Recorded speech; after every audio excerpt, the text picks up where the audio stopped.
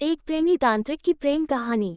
एक गांव में रमेश नाम का एक लड़का रहता था। वो बहुत बड़ा नावलकार और अध्यापक था। गांव में सबसे ज्यादा पढ़ा लिखा रमेश ही था। रमेश जब लिखता तो अपनी ही धुन में मगन हो जाता था। वो बिल्कुल एकांत जगह पर बैठकर किताबों में लिखता रहता, कुछ ना कुछ, कभी शायरी लिखता, कभी कुछ लिखता। उसी गांव में रितिका नाम की एक लड़की रहती थी। दिखने में वो भी बहुत सुंदर थी। लंबे काले वाल, आंखें उसकी जैसे चांद हो। अक्सर एकांत जंगल में रितिका लकड़ियां लेने आया करती थी। सुध बुध खो कर लिखता रहता था रमेश। एक दिन रितिका ने देखा रमेश कुछ लिख रहा है। उसकी आकर्षण छवि देखकर रितिका रह नहीं पाती है। रितिका ने पूछा, कैसे हो आप, क्या नाम है आपका? मुझे पता है आप गांव वाले हो, पर आपको कम देखा है गांव में।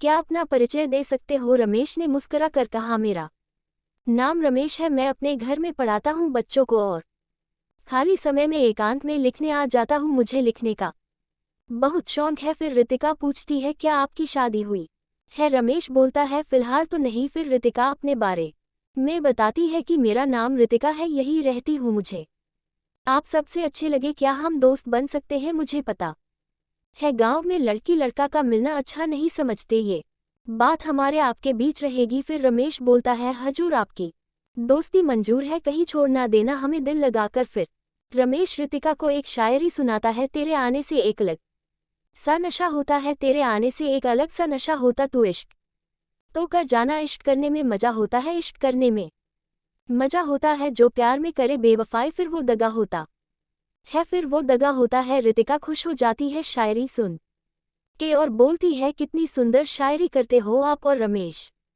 को गले लगा लेती है। रमेश उसको रोज लकड़ियां काट कर देता है, लकड़ियां भी उठाता था। उसकी पता नहीं चला कब दोस्ती प्यार में बदल गई। फिर एक दिन कोई गांव वाला रितिका को रमेश की बाहों में देख लेता है और रितिका के घर वालों को बता देता है। रितिका के घर वाले रितिका का जंगल जाना बंद कर देते हैं और रमेश दुखी रहने लग जाता है। फिर रितिका के घर वाले उसको काला जादू करवा के मरवा देते हैं। फिर रमेश को सदमा लगता है और वो तांत्रिक बनने का फैसला करता है। वो अघोरी विश्वनाथ के पास जाता है। विश्वनाथ बोलता है, तू पढ़ा लिखा है, क्या करेगा सीखकर काला जादू? जा अपनी पढ़ाई करवा बच्चों को। फिर भी रमेश हार नहीं मानता, एक पुस्तक खरीद लेता है। रमेश कुछ साल अभ्यास करता है और वो एक बड़ा तांत्रिक बन जाता है। रमेश अपनी प्रेमिका की कब्र पर जाता है और उसकी कब्र खोद लेता है। रितिका के दुश्मनों ने उसको कब्र में दफन किया होता है, इसलिए रात को कुछ मंत्र पढ़ता है रमेश। 12 बजे के करीब वो रितिका की आत्मा से बातें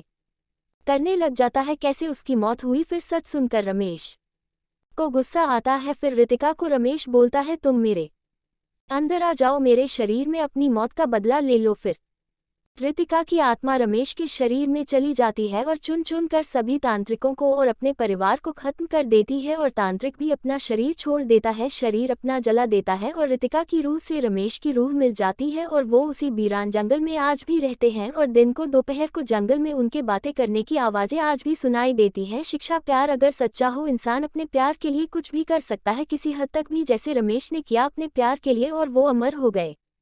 कहानी अच्छी लगी, फॉलो, लाइक, सब्सक्राइब करो हमारे चैनल को और सपोर्ट भी करो हमें जितना हो सके।